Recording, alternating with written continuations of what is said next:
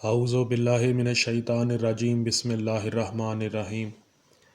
قارئین کرام، میں نے اپنے چینل مبلغ اعظم مشن پہ ولایت کی پلے لسٹ میں ایک ویڈیو جس کا عنوان خلافت علی خطبہ ابو بکر سے ثابت ہے میں سورہ مائدہ کی آیت 55 کے مختلف تراجیم پیش کیے اور دکھایا کہ مترجمین نے مولا علی علیہ السلام کی خلافت کو چھپانے کے لیے کیسے لفظ ولی کو مختلف ترجموں کے نقاب ڈال کر چھپایا ہے۔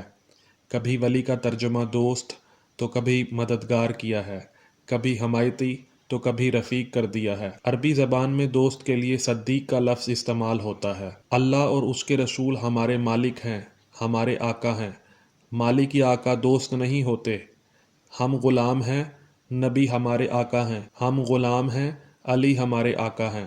ہم نے خود علی کو اپنا آقا نہیں بنایا بلکہ نبی صلی اللہ علیہ وآلہ وسلم نے مولا علی علیہ السلام کو ہمارا آقا بنایا ہے۔ اور سامعین، سورہ بقرہ کی آیت 107 میں اللہ ارشاد فرماتا ہے "علم تعلم ان اللہ لہ ملک السماوات والارض وما لکم من دون اللہ من ولی ولا نصیر"۔ تو سامعین، فتح محمد جالندھری نے اس آیت کا ترجمہ یوں کیا ہے: کیا تجھے علم نہیں کہ زمین و آسمان کا ملک اللہ ہی کے لیے ہے اور اللہ کے سوا تمہارا کوئی ولی اور مددگار نہیں۔ تو سامعین، فتح محمد جالندھری نے ولی کا ترجمہ ولی ہی کیا ہے اور نصیر کا ترجمہ مددگار کیا ہے۔ اگر آپ غور کریں تو ولی اور نصیر کے درمیان حرف واو آیا ہے جو عربی میں لفظ اور کے لیے استعمال ہوتا ہے، اور یہ تو جاہل انسان بھی جانتا ہے کہ دو چیزوں کو ایک دوسرے سے علیحدہ کرنے کے لیے، دو چیزوں کو ایک دوسرے سے منفرد کرنے کے لیے، دو چیزوں کو ایک دوسرے سے جدا کرنے کے لیے، دو چیزوں کو ایک دوسرے سے ممتاز کرنے کے لیے ہم اور کا لفظ استعمال کرتے ہیں۔ جیسے اللہ اور رسول میں لفظ اور بتا رہا ہے کہ اللہ رسول نہیں اور رسول اللہ نہیں۔ نبی اور علی میں اور کا لفظ بتا رہا ہے کہ نبی علی نہیں اور علی نبی نہیں۔ تو قارئین، جس نے بھی ولی کا ترجمہ مددگار کیا ہے اس کا ترجمہ قرآن اور گرامر کے حساب سے غلط ہے۔ مددگار کے لیے عربی زبان میں علیحدہ سے ناصر یا نصیر کا لفظ استعمال ہوتا ہے، اس لیے ولی کا ترجمہ مددگار نہیں ہو سکتا اور مددگار کا ترجمہ ولی نہیں ہو سکتا۔ اگر آپ ولی کا ترجمہ مددگار کرتے ہیں تو شیعہ حضرات کو تو بہت بہت مبارک ہو، کیونکہ آپ نبی اور علی کو اپنا مددگار مان گئے ہیں، جبکہ آپ کا تو عقیدہ ہے کہ اللہ کے سوا کوئی مددگار نہیں۔ اب جو بھی توحید پرست، جو بھی نام نہاد اللہ والا، جو بھی فرزندان توحید کہے کہ اللہ کے سوا کوئی ولی نہیں، تو سورہ مائدہ کی آیت 55 میں تو اللہ کے علاوہ اس کے رسول اور مولا علی علیہ السلام کی ولایت کا بھی ذکر ہے۔ اور سامعین، ہم پہلے بھی ثابت کر چکے ہیں کہ ابو بکر کی خلافت کے لیے ولی بمعنی حاکم استعمال ہوا ہے۔ سامعین، جب ابو بکر اجماعی خلیفہ بنا تو اس نے عوام الناس سے خطاب کرتے ہوئے خطبے میں کہا تھا "انی قد ولیت علیکم"، بے شک میں تمہارا حاکم بنایا گیا ہوں۔ اس روایت میں ولیتوں کا ترجمہ مترجمین نے حاکم یا حکمران یا امیر کیا ہے۔ جب ابو بکر کی خلافت کی باری آئی تو ولی کا ترجمہ حاکم یا حکمران یا امیر کر دیا گیا، اور جب قرآن میں مولا علی علیہ السلام کی خلافت کا ذکر آیا تو فوراً ولی کا ترجمہ دوست یا مددگار یا رفیق کر دیا۔ یہ کون سی منطق سے ترجمہ کیا ہے آپ نے؟ یہ بتائیے کہ سعودی عرب میں بادشاہ کو ولی عہد کیوں کہا جاتا ہے؟ ولی عہد سے کیا مراد لی جاتی ہے؟ زمانے کا حکمران یا زمانے کا دوست؟ اور یہ بتائیے کہ جس ولی کی اجازت کے بغیر لڑکی کا نکاح نہیں ہوتا وہ ولی بامعنی سرپرست ہوتا ہے یا دوست؟ لڑکی کا ولی اس کا دادا یا تایا یا باپ یا اس کا کفیل ہوتا ہے یا اس کا دوست ہوتا ہے؟ اگر یہاں بھی ولی کا ترجمہ دوست کرتے ہیں تو دوست کو تو پنجابی میں یار کہتے ہیں، تو کیا آپ میں کوئی غیرت مند کہہ سکتا ہے کہ لڑکی کے یار کے بغیر اس کا نکاح نہیں ہو سکتا؟ کیا آپ میں تھوڑا سا بھی شعور نہیں ہے؟ مولا علی علیہ السلام کی ولایت کو چھپانے کے لیے کیسے کیسے ترجموں کی ابائیں اڑا دی ہیں آپ نے۔ کیا آپ کو مرنا یاد نہیں؟ کیا آپ نے اللہ کی بارگاہ میں پیش نہیں ہونا؟ تو کیوں آیات الہی کو بدل کر حق کو چھپا رہے ہیں آپ؟ اللہ فرما رہا ہے کہ تمہارا ولی اللہ ہے اور اس کا رسول ہے اور وہ جو ایمان لائے وہ نماز قائم کرتے ہیں اور زکوٰۃ دیتے ہیں اور وہ رکوع والے ہیں۔ تو سامعین، آیت مذکورہ میں اللہ اور اس کے رسول کی ولایت کا ذکر تو واضح الفاظ میں ہو گیا، لیکن وہ شخص جو ایمان لایا اور نماز قائم کی اور رکوع میں زکوٰۃ دی، وہ کون ہے؟ یہ میں غیر شیعہ کتب سے ثابت کروں گا۔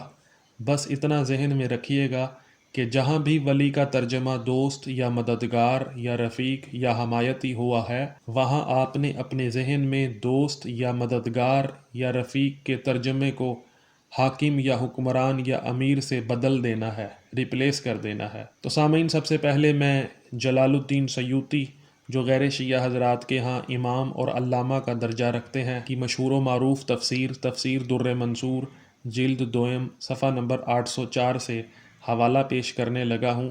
وہ لکھتے ہیں کہ امام عبد الرزاق عبد بن حمید ابن جریر ابو الشیخ اور ابن مردویہ نے حضرت ابن عباس سے یہ روایت نقل کی ہے کہ یہ آیت حضرت علی بن ابی طالب علیہ السلام کے حق میں نازل ہوئی، اور امام طبرانی نے اوسط میں اور ابن مردویہ نے حضرت عمار بن یاسر سے روایت نقل کی ہے کہ حضرت علی شیر خدا کے پاس سائل آ کر کھڑا ہو گیا جبکہ آپ نفلی نماز پڑھ رہے تھے۔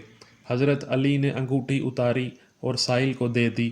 وہ سائل حضور کی خدمت میں حاضر ہوا اور سب واقعہ بیان کیا تو نبی کریم صلی اللہ علیہ وآلہ وسلم پر یہ آیت نازل ہوئی۔